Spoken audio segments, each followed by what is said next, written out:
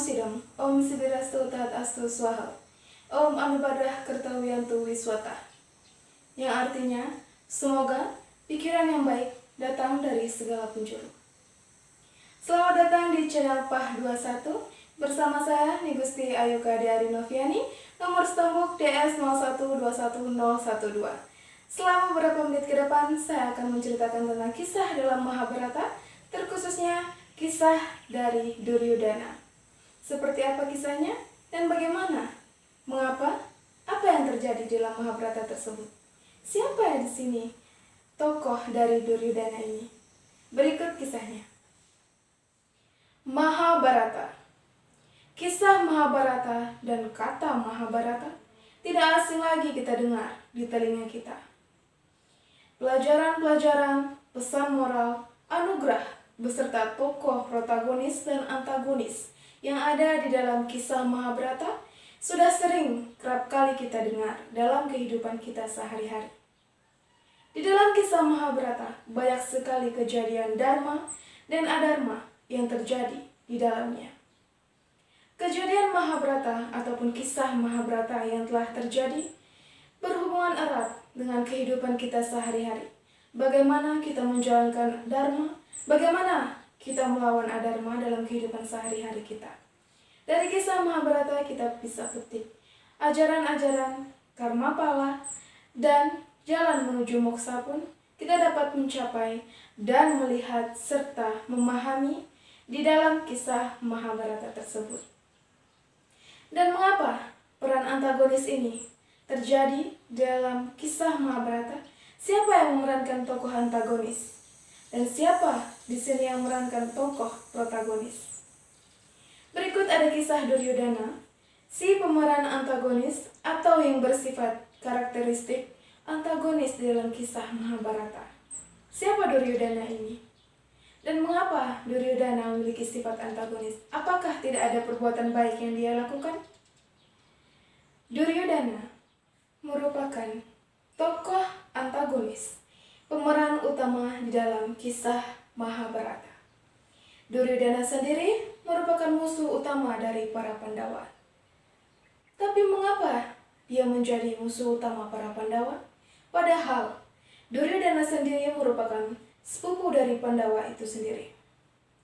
Duryodhana merupakan kakak tertua dari 100 bersaudara yang kerap disapa dengan sebutan Kurawa. Duryodhana terlahir dari pasangan Raja Desrarasta dan Dewi Gandari. Desrarasta merupakan raja dari kerajaan Hastinapura. Jika kita melihat dari faedah nama Duryodhana, kata Duryodhana berasal dari bahasa Sanskerta yang berarti dur, susah untuk ditaklukkan atau sulit untuk ditaklukkan. Dan memang benar, pada saat kisah Mahabharata, di bagian perang Mahabharata, yaitu perang Bharatayuddha di Kurukshetra dan kehidupannya sehari-hari, memang Duryodhana sendiri susah atau sulit untuk ditaklukkan, atau dia merupakan anak yang paling dimanjakan oleh kedua orang tuanya.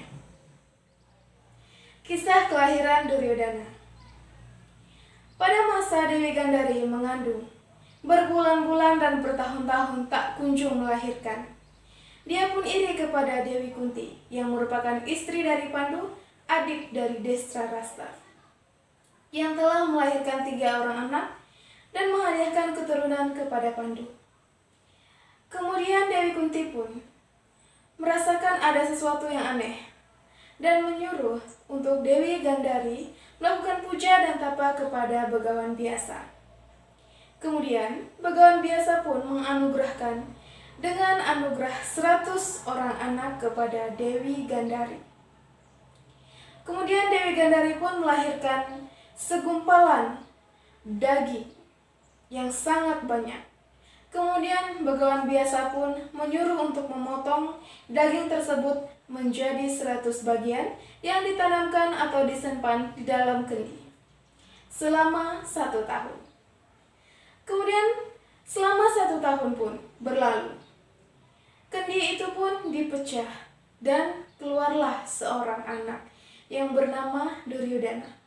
kemudian adik dari Duryodhana, Dursasana, kemudian disusul dengan 100 saudara dari Duryodhana, dan diakhiri dengan adik terakhirnya yaitu Dursala. Kelahiran Duryodhana menimbulkan gejala dan tanda-tanda yang buruk bagi kerajaan Hastinapura. Widura, adik dari Desrarasta ini, menyarankan untuk membuang ke 100 anak dari Desrarasta. Akan tetapi Desrarasta menolak tawaran itu. Dia ingin merawat anaknya sendiri dengan kasih sayang dan perhatian yang ingin dia berikan kepada Duryodhana dan adik-adiknya, karena telah lama menantikan kehadiran seorang putra di kerajaan tersebut. Terlebih lagi, dia memiliki paman yang bernama Sakuni.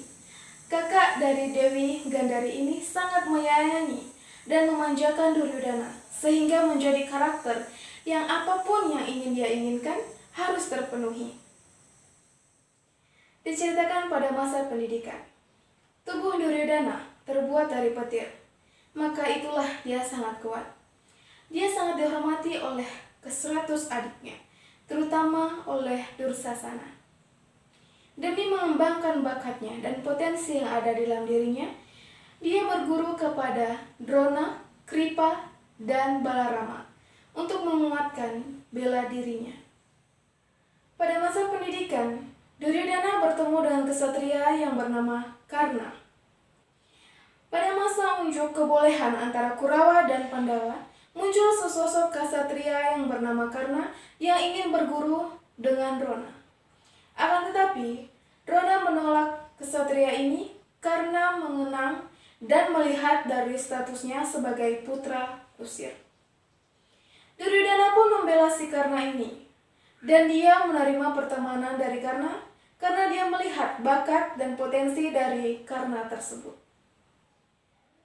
Singkat cerita, dari persahabatan mereka berdua, Duryodhana mengangkat Karna menjadi raja di kerajaan Angga. Mengingat dan melihat potensi dari Karna yang sebanding dengan Arjuna, dia ingin menjalin persahabatan yang lebih dekat dengan Karna. Karena pada suatu saat nanti, Karna akan melawan Arjuna. Kemudian pada saat menjalin persahabatan, Duryodhana pun tahu bahwa Karna merupakan putra dari Ibu Kunti. Duryodhana yang diselimuti dan diselubungi dengan iri hati dan kebencian terhadap Pandawa, dia pun merencanakan sesuatu yang buruk kepada para Pandawa. Apapun dan segala cara dilakukan oleh Duryodhana untuk menyingkirkan para Pandawa.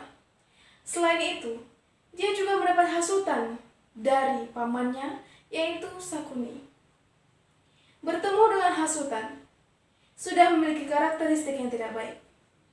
Lantas, mengapa dia tidak melakukan dharma? Duryodhana melakukan dharma dengan mengangkat Karna sebagai sahabatnya. Akan tetapi, di dalam melakukan karma dan karma tersebut, diselimuti dengan iri, dengki, dan keserakahan, berhasil membuat para Pandawa keluar dari kerajaan Hastinapura. Duryodhana yang memiliki sifat iri hati dan keserakahan tersebut mengusir para Pandawa ke tanah yang tandus dan kering. Akan tetapi, pada suatu hari di masa depan, para Pandawa berhasil mendirikan kerajaan yang bernama Kerajaan Indraprastha yang dirajai oleh Yudhishthira. Singkat cerita, Duryodhana pun berkunjung ke kerajaan para Pandawa, yaitu Kerajaan Indraprastha. Sesampainya di sana, dia sangat tersipu dan sangat-sangat menyukai kerajaan tersebut. Dia terheran-heran mengenai kerajaan tersebut.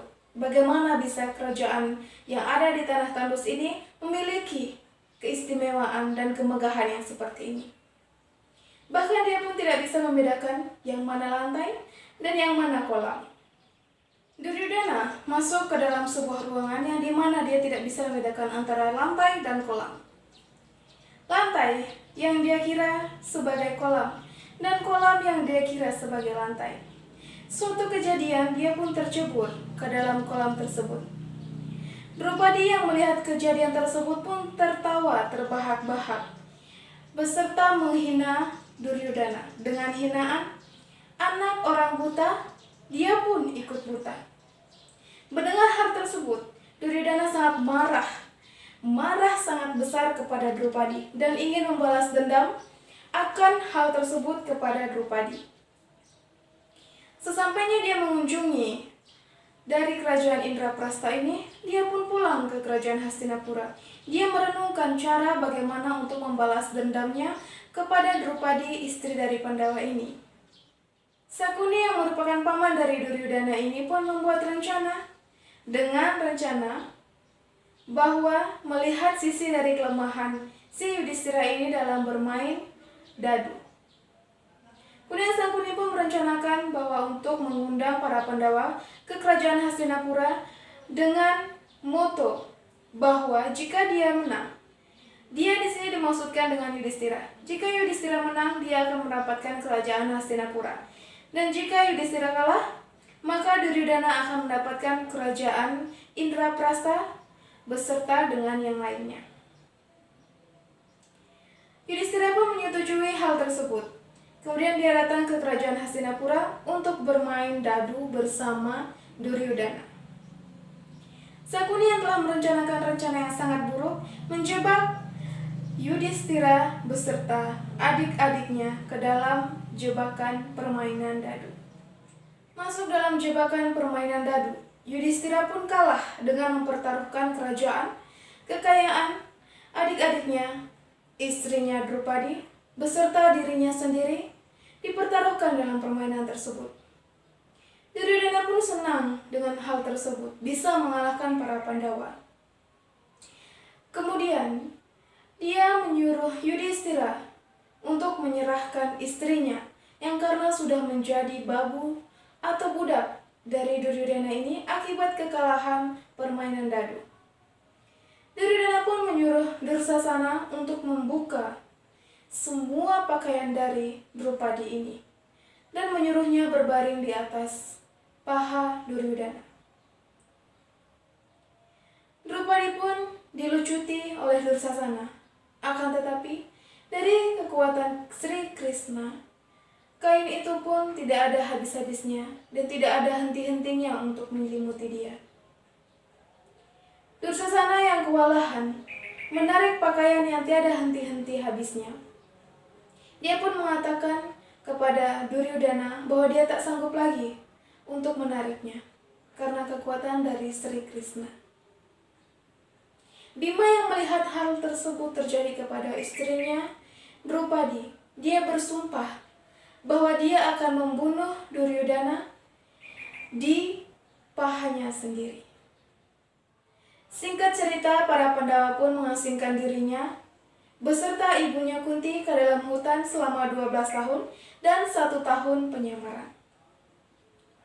Melihat dan mendengar hal tersebut, Duryodana sangat senang akan kemenangannya itu.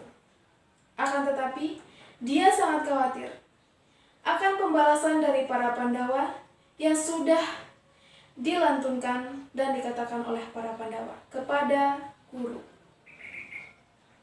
Duryodana pun melakukan strategi dan melakukan rencana untuk membunuh para Pandawa selama melakukan pengasingan dan melakukan penyamaran di dalam hutan. Dia pun melakukan berbagai cara untuk menyingkirkan para Pandawa di dalam hutan, akan tetapi tidak bisa. Dengan sifat iri dengki dari Duryodana ini pun, yang membuat dia menjadi sangat obsesi terhadap kerajaannya, dipengaruhi oleh Sakuni itu sendiri juga, dari pamannya itu sendiri. Lantas mengapa Duryodana ingin membunuh para Pandawa? Karena ingin menguasai. Karena ingin menguasai seluruh kerajaannya, termasuk Indraprastha.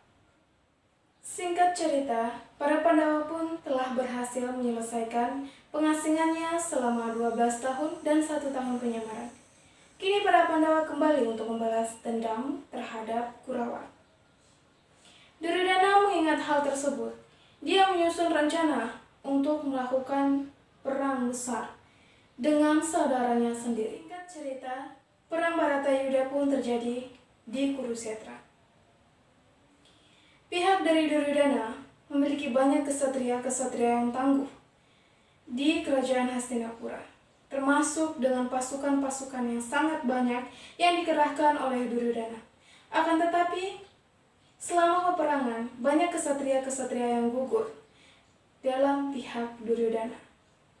Pada saat Duryodhana telah kehilangan para kesatria dan adik-adiknya, dia akan cemas karena dia sudah menghadapi ujung kekalahannya. Pertempuran terakhir dan menjelang kematian. Pada masa Duryodhana ingin melawan para Pandawa, Yudhishthira pun menawarkan tawaran kepada Duryodhana yang akan melawan salah satu dari Pandawa tersebut. Kemudian Bima pun ingin melawan Duryodhana dengan tawaran, jika para Pandawa kalah, khususnya jika Bima kalah, maka kerajaan akan diserahkan kepada Duryodhana. Begitupun sebaliknya. Kemudian Duryodhana pun bertarung melawan Bima sampai mati-matian dengan menggunakan gada yang sama-sama dimiliki oleh kedua orang tersebut.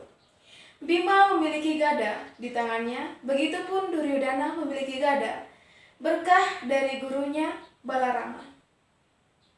Singkat cerita, Bima pun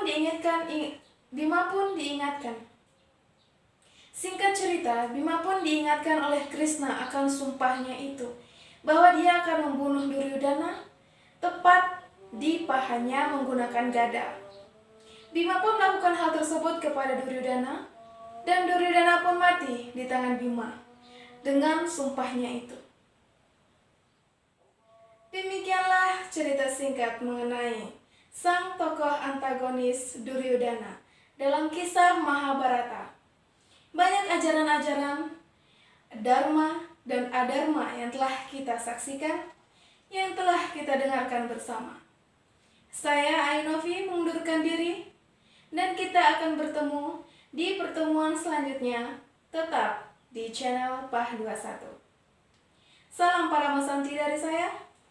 Om Santi, Santi, Santi Om.